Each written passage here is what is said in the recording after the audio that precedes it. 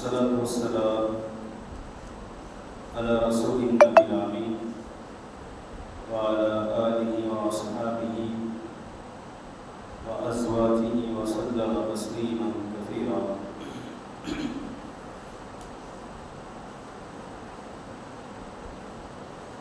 محترم کی بات چل رہی تھی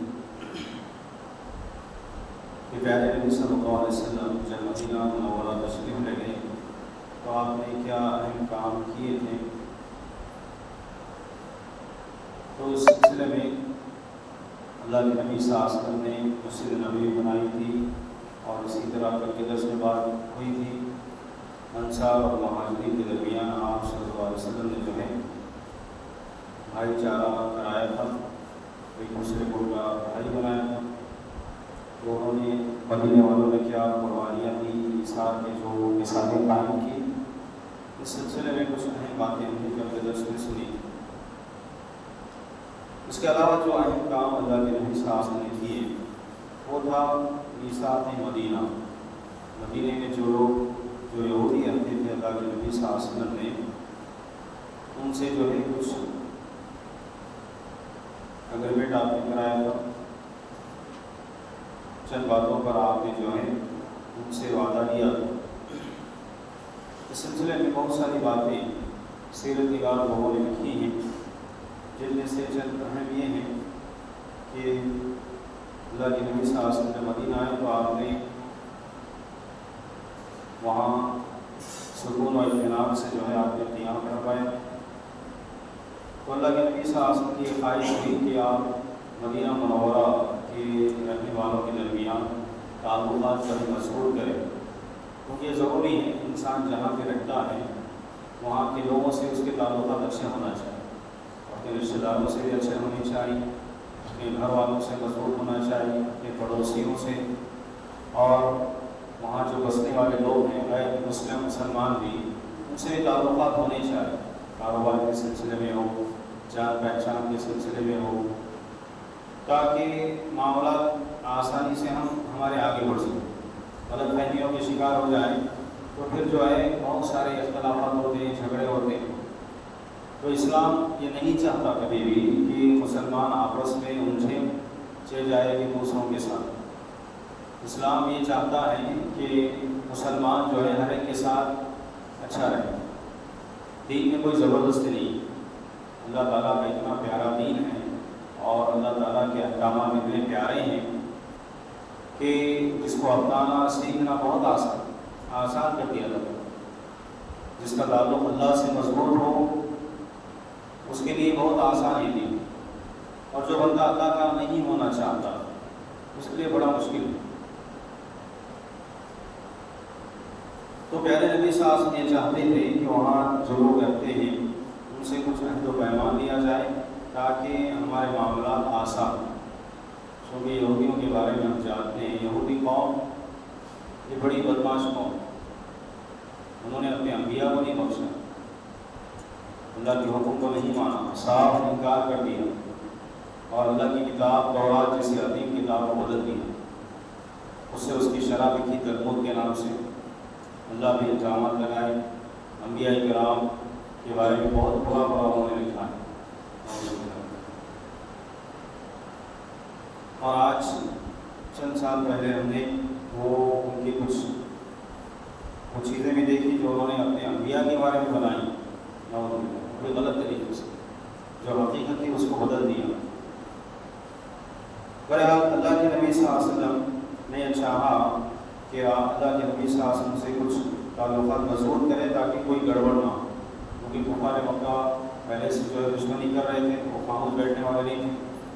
تو اللہ کے نبی نے مدینے میں پناہ دی تو آپ نے تعلقات کو مضبوط کرنے کے لیے یہودیوں کو بلایا اور کچھ اہم باتوں پر آپ نے جو ہے ان سے عہد لیا, جس میں مسلمانوں کے تعلق سے جو ہے کچھ یہ باتیں تھیں کہ مسلمان چاہے وہ قریش سے تعلق رکھتے ہوں, یعنی مکے کے رہنے والے ہوں یا مدینے کے رہنے والے ہوں, وہ مقامی ہوں یا باہر سے آ کر یہاں مسلمانوں کے ساتھ مل گئے ہوں, ان کے ساتھ مل کر اسلامی نظام کے نفاذ کے لیے کوشاں ہوں, سب جو ہے ایک امت شمار ہوں, چاہے باہر سے آئے چاہے اندر والے ہوں, पूरे एक उम्मत कहलाएंगे, आपस में भाई भाई, कोई तफरीक नहीं कि तुम अलग हो हम अलग हैं।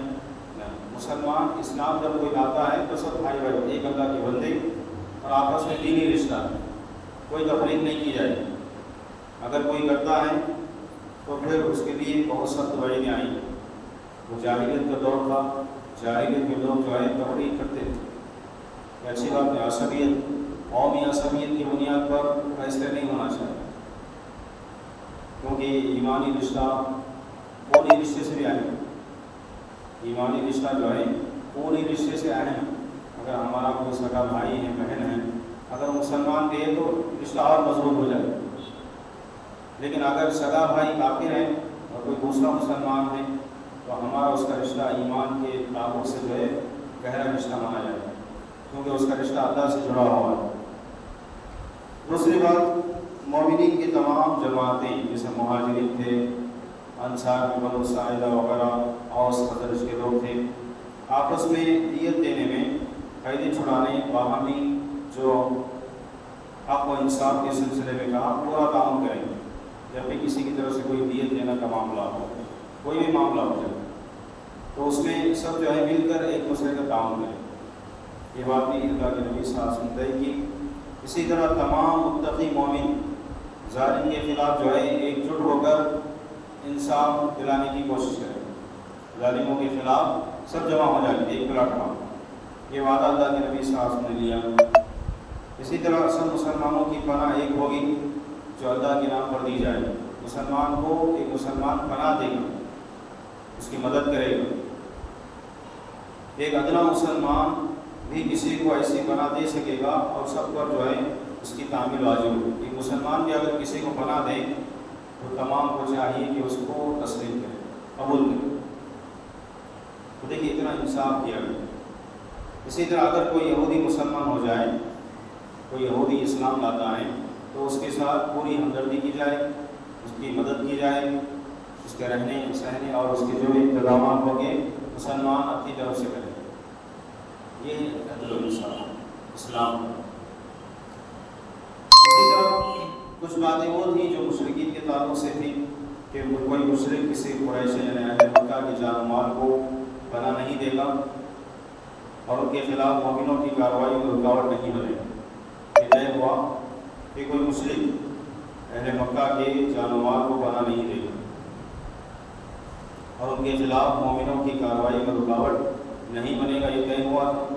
कुरैश और उनके जो हलीफ होंगे अगर सुलह की पेशकश करें, कुरैश और उनके साथ जिनके आपस में मामला तय हुआ है उनसे सुलह हो सकती है। अलबत्ता जो कुरैशी मुसलमानों की मुखालफत करें और जंग पर आमदा रहें उनसे कोई सुलह नहीं।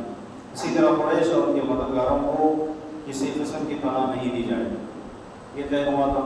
इसी तरह यहूदियों के ताल्लुक से अल्लाह के नबी सल्लल्लाहु अलैहि वसल्लम ने कुछ बातें तय की थी, जिनमें सबसे अहम ये है कि अगर मोमिनीन की किसी से लड़ाई या मुखालफत होगी, कुफार मक्का अगर लड़ेंगे तो यहूदी बराबर साथ देंगे, यहूदी मुसलमानों का साथ देंगे। ये भी तय हुआ।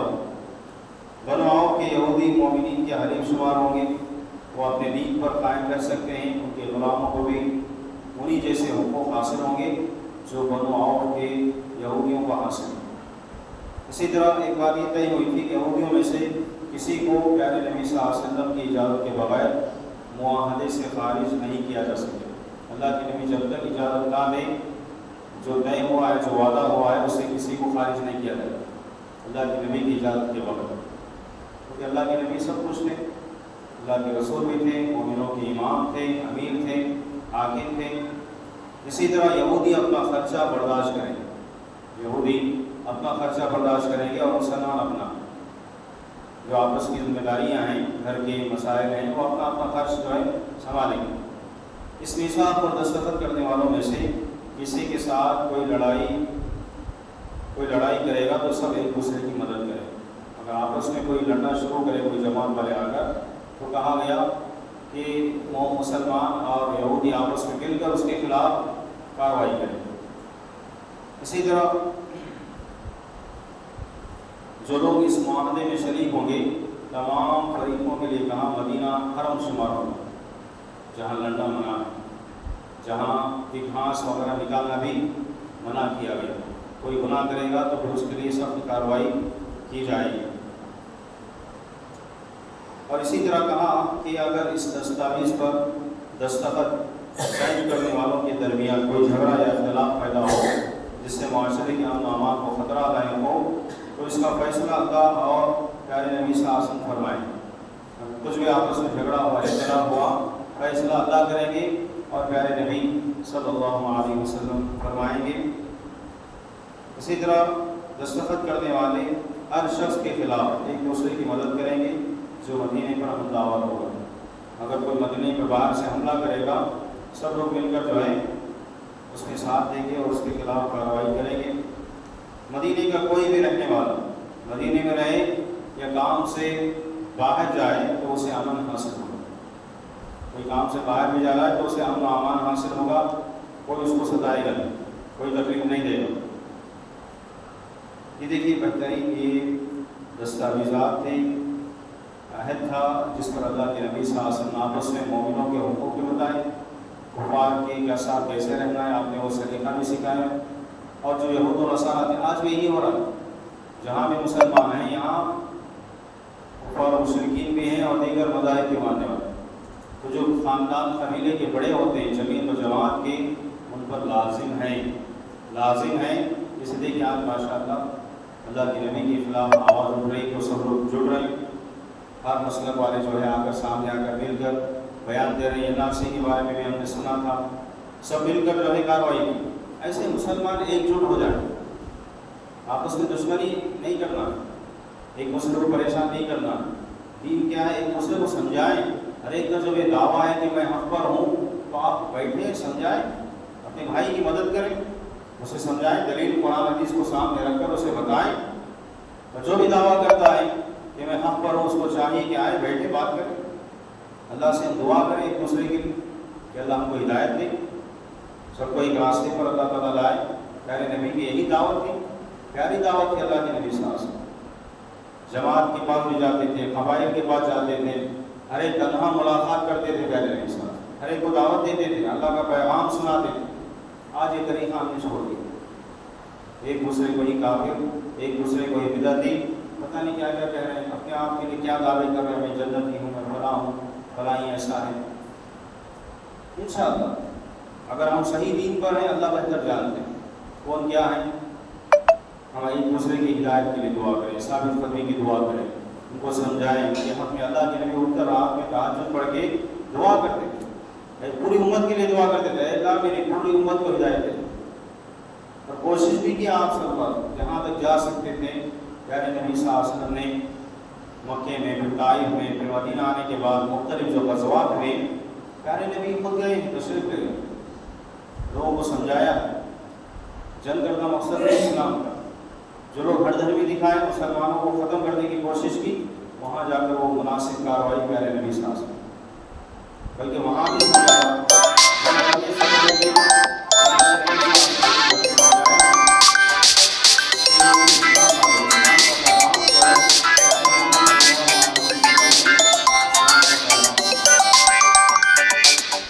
تو یہ آج بھی ضروری ہے کہ ہم اسلام لڑنے کا حکم نہیں دیتا، اسلام پیس کا حکم ہے، امن و شانتی کا مذہب ہے۔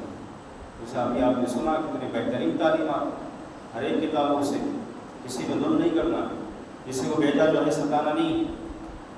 جو لوگوں پر ظلم کرتے ہیں، انسانیت کے خلاف آتے ہیں، وہاں کچھ رکاوٹیں بنتی ہیں تو اللہ نے اجازت دی ہے مناسب کارروائی۔ خود دیکھیے قوانین ہندوستان کے قوانین میں طے ہیں، اس کو چھپایا جا رہا ہے، قانون کو بدلنے کی کوشش کی جا رہی ہے۔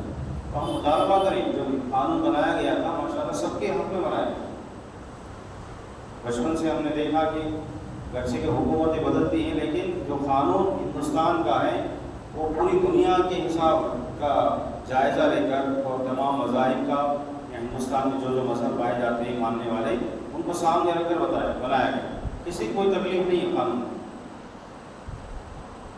اتنا بہترین۔ ایک تو اسلام کی تعلیمات ہیں، دوسرا جہاں مختلف لوگ رہتے ہیں وہاں بھی سسٹم زبردست اللہ تعالیٰ نے ایسا ماحول بنا کے دیا، لیکن بعد میں لوگوں نے بگاڑ دیا۔ پھر اپنی فکر کرتے ہیں، دوسروں کا کوئی احساس نہیں، دوسروں کا کوئی خیال نہیں، دوسروں کی جان و مال عزت و آبرو کے سلسلے میں پاسداری نہیں رہی، یہ بہت بری حرکت ہے۔ اللہ کو بھی جواب دینا ہے، کل دنیا کو بھی جواب دینا ہے۔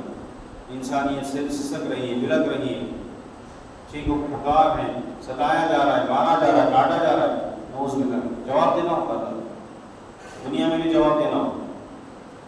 اللہ کی فلاح اللہ سے دعا ہے، اللہ تعالیٰ تمام کو صحیح معنوں میں یہ بہترین جو تعلیمات ہیں اسلام کی خود سمجھنے اور دوسروں کو یہ پیغام صحیح معنوں میں پہنچانے کی اللہ توفیق عطا فرمائے۔